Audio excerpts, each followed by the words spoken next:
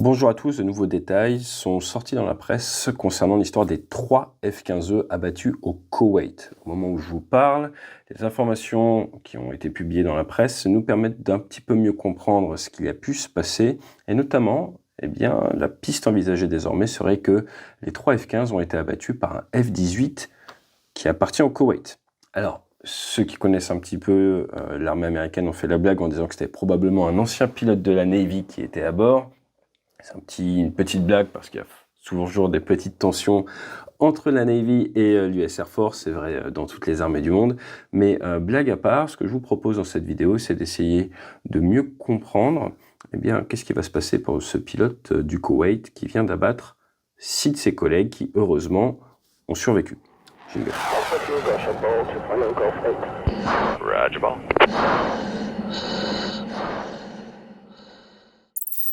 Forcément, la grande question, c'est, imaginez vous êtes en vol, vous avez un F-18 qui est censé appartenir à un allié qui se met à tirer sur vos collègues. Est-ce que vous ouvrez le feu dessus ou pas? Légitime défense, immédiate et proportionnée, qu'il fasse un tir fratricide, il en fait 1, il en fait 2, il en fait 3. Est-ce que si vous étiez pilote à ce moment-là en vol et que vous voyez un avion abattre, même pourquoi pas votre équipier, tirer sur 3 F-15 américains, qu'est-ce que vous faites? Et je vous pose la question parce que honnêtement, malgré mon visionnage passionné des Chevaliers du Ciel, je me suis jamais posé la question.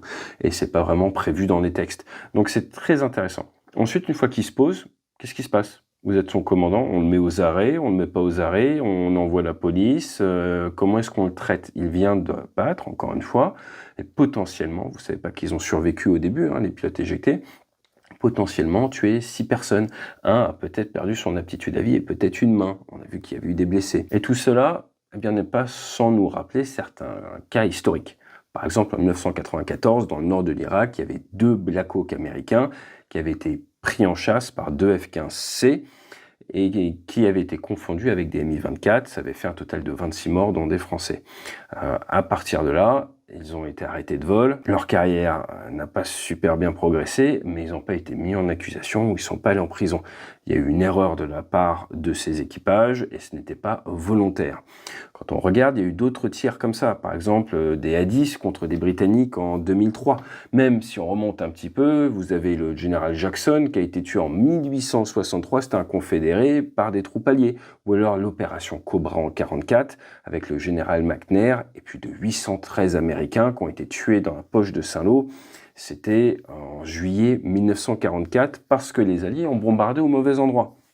Donc vous pouvez ne pas faire exprès, d'un point de vue macro, comme l'opération Cobra, vous pouvez avoir un mauvais concours de circonstances, comme lors du débarquement à Kiska dans les Aléoutiennes en 1943, où vous avez eu 28 Américains et Canadiens tués et 55 blessés, alors que c'était purement du tir fratricide. Tout cela fait partie du ce qu'on appelle le fog of war, le brouillard de la guerre. Maintenant, quand vous avez un pilote qui, 3 fois de suite, ouvre le feu sur des alliés, j'ai envie de vous dire, c'est un cas exceptionnel. Quand on regarde en 2002, le cas de Tarnac Farm, c'était l'Air National Guard qui ouvre le feu contre des Canadiens qui s'entraînaient au sol. Il y a eu 4 décès canadiens.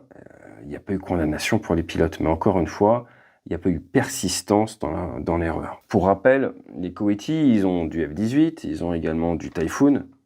Et les F-18, c'est des C et des D. Ils ont commandé la nouvelle version, la E et la F. Il y a de grandes chances pour qu'ils ne disposent pas de systèmes qui leur permettent de voir exactement sur quoi ils tirent. On va se mettre à la place d'un opérateur de F-18 quelques minutes. Vous êtes dans votre avion, vous avez un radar, vous avez vos yeux. Vous n'avez pas de super caméra comme on peut l'avoir sur Rafale, comme on peut l'avoir par exemple sur F-35. On a vu des images contre le Yak 130.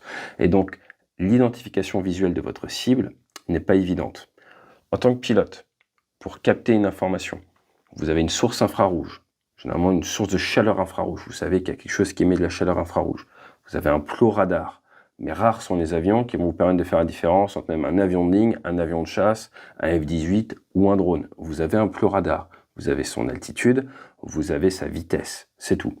Vous avez un interrogateur IFF. Vous pouvez interroger et savoir si c'est un aéronef qui émet, qui vous répond à votre interrogation IFF comme étant un ami. Mais s'il y a des problèmes de coordination ou des pannes, peut-être une panne de votre interrogateur ou que vous ne faites pas la procédure, ça ne vous aide pas. Et au niveau du radar, sur certains avions, comme le Mirage 2000-5, vous avez ce qu'on appelle du NCTR, Non-Cooperative Target Recognition. C'est un super système qui, avec le radar, va essayer de voir au niveau de votre moteur ce qui tourne, les parties chaudes et tout, et qui va vous dire c'est un chasseur, c'est un bombardier ou c'est un drone. Sur certains avions, comme le Rafale, le choix n'a pas été fait de garder ce système-là, et donc de nuit, dans les nuages, vous avez juste un peu radar. Et maintenant, bon courage pour savoir si c'est un avion de chasse ami, si c'est un avion de ligne, si c'est un drone. Donc il va falloir vous construire votre conscience de la situation différemment. La conscience de la situation, c'est ce qu'il y a de plus important chez le pilote de combat, chez le combattant de manière générale, dans la vie de manière générale. C'est Jean-Claude Van Damme qui nous parlait de ça, hein, être aware, mais on peut le prendre au second degré, mais il a raison. Ils ne sont pas aware. Moi, je suis aware, tu vois. C'est un exemple. Je suis aware. Et à partir de là, on voit clairement que ça a fait défaut à ce pilote du Koweït. Maintenant, j'ai fait une vidéo sur le sujet, je vous ai expliqué tous les principes d'interception. Il y a quand même un point important, c'est qu'il faisait beau. Un F-15, c'est gros. Il y a un moment, back to basics, avec un S, comme dirait Airbus, il faut revenir aux bases, il faut regarder dehors, surtout face à des drones. Avec un F-18 du Koweït, vous n'allez pas avoir 30 munitions à tirer de toute façon. Vous voulez aider votre munition à faire but, et donc à partir de là, normalement, vous allez manœuvrer et amener votre avion au bon endroit. Le seul point que je peux voir, c'est qu'en fait, parce que les F-15 allaient quand même assez vite, sont des avions de combat, Mach 0,6 à Mach 0,8 dans cette zone-là, plus de 300 nœuds, le pilote a dû être pris par la vitesse, que j'expliquais dans la vidéo précédente. Elle s'est peut-être dit qu'il s'agissait de missiles de croisière, leur a donné dans sa conscience de la situation une importance qu'il fallait arrêter rapidement à tout prix parce qu'il n'avait qu'une ou 2 minutes avant impact, et donc du coup, il s'est précipité dans ses actions. Au combat, moi par exemple, ce que je briefais à mes équipiers, c'est si tu as le temps, fais 3 fois ta checklist avant de tirer. Tout le problème, c'est estimer est-ce que j'ai le temps ou pas le temps. Et retenez ça, quand il y a le feu, il n'y a pas le feu, il faut prendre le temps d'interroger, de corroborer les sources pour éviter le fameux biais dont on vous parle depuis longtemps sur cette chaîne, que l'on retrouve malheureusement un peu partout, dans lequel je peux sombrer également régulièrement, c'est humain, c'est le biais de confirmation. Et le biais de confirmation, ça tue quand vous êtes pilote dans l'aviation, mais ça amène à faire des fratricides également, parce que votre cerveau achète, et c'est d'autant plus mesquin qu'il existe une règle d'engagement qui a tendance à vous faire passer dans ce biais-là. C'est une règle qu'on appelle guilt by association. Tu es coupable par association. Si tu as par exemple des avions, alors je ne dis pas qu'elle est toujours ouverte, c'est une règle comme des centaines d'autres qui existent, mais c'est présent. C'est-à-dire que s'il y a un méchant qui est là, que tu sais que c'est un méchant qui a un truc à côté, généralement c'est un méchant aussi, si on te donne cette règle-là.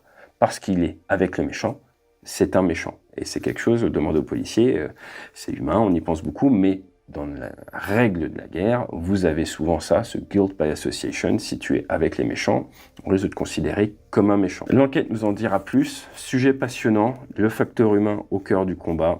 À très vite sur la chaîne, ou pourquoi pas dans votre entreprise pour en discuter. Et posez pas cassé pour le pilote koweïti, éjectez pas cassé pour les Américains.